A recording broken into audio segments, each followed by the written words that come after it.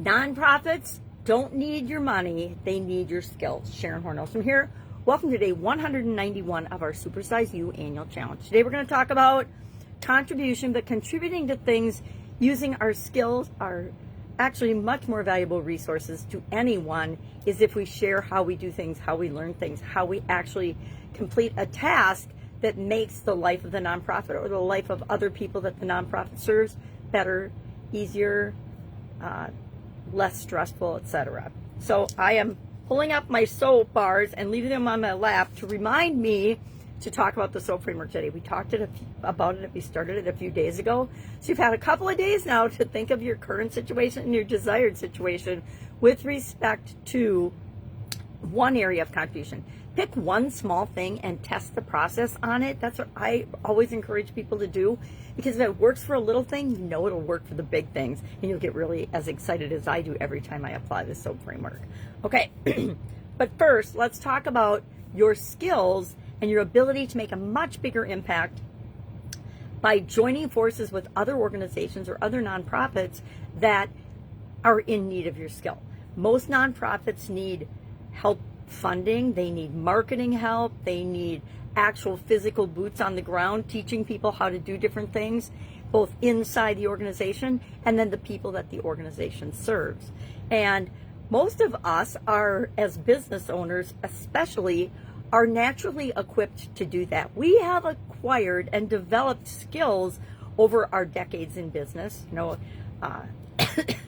Nonprofits are much better served by you donating your 25 years of experience and sharing something that you've learned along the way than by just giving them a $50 check or just cutting them some cash or giving them some cash. I will admit I've done both. I've worked with SCORE, which is an organization that helps business people or people that want to start a business get started, and done a lot of things like that over the course of my long career and business ownership experience. So today, I challenge you to think about what is one skill that a nonprofit organization or your church, everything falls into it, right? Your churches, your places of worship, your spirituality, your ideal customers may have a nonprofit that they naturally support. And guess what?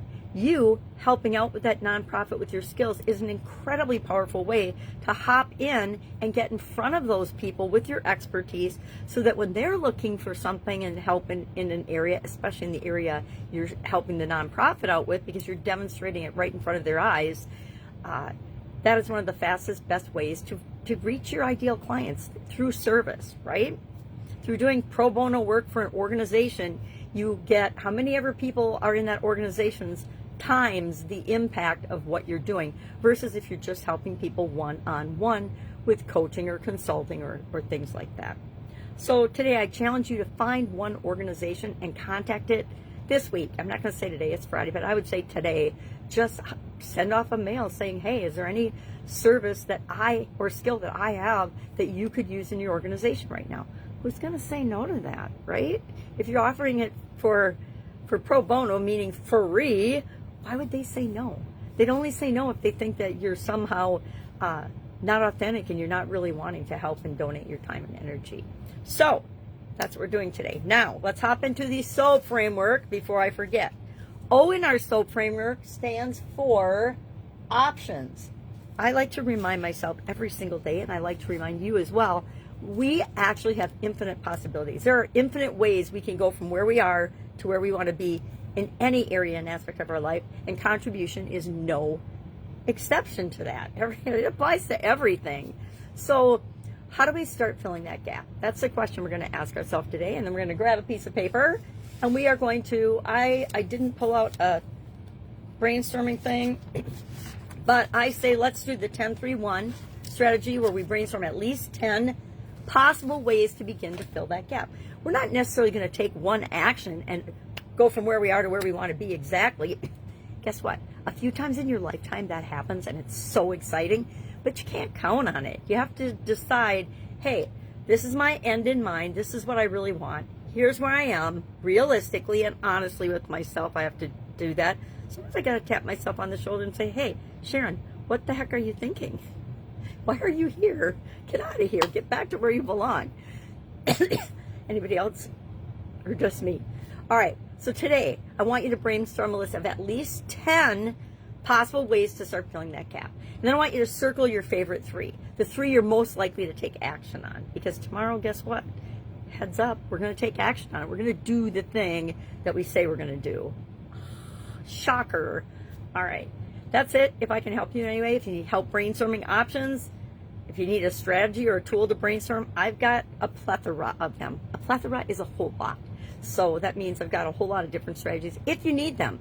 Otherwise, guess what? AI exists now. You could ask your AI. Again, always treat your AI with a grain of salt. Think for yourself. But one of the fastest, easiest ways to brainstorm anything is to ask your question to AI.